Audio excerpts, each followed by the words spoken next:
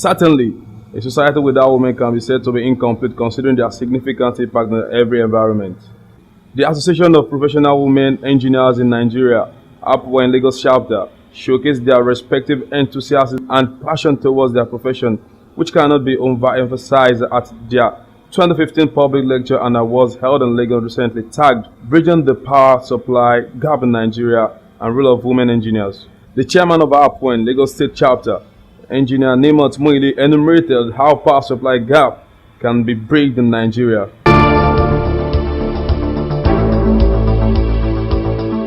How do we bridge the gap between demand and supply? The gap between demand and supply can be bridged only with structural reforms in the energy sector.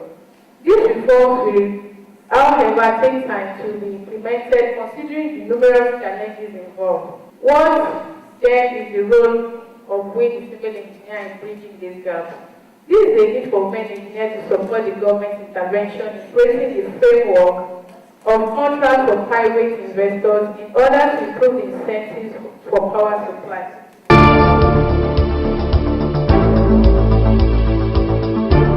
Engineer Mrs. Noli Akwede, who is the president of APWA, further shared our view on the right attitude by professionals and government towards improving the level of power generation in Nigeria, urging them to partner with like minds in the field.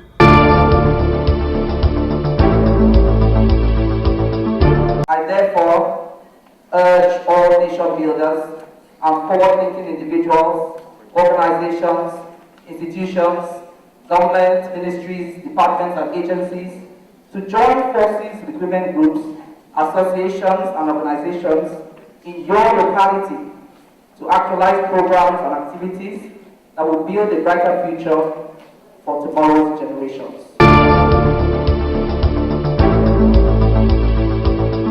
In an exclusive interview with the press, Mr. Larry Okmakule and the Director General of Federal Institute of Industrial Research Oshodi, FIRO, shared their respective views on how power generation can be improved in Nigeria.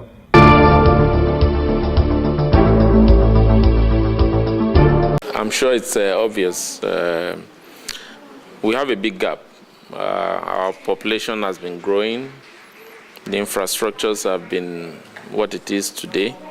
There has been little or no maintenance. There's been little or no investments. I think we're at a point where we have to just say, stop, let's review, what do we need to do differently? And I think that's the big question on the table.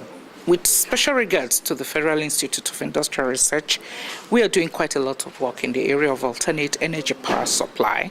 We are looking at biogas production using mostly waste product, agricultural waste material to to generate energy, at least, that can move some machinery in a process line.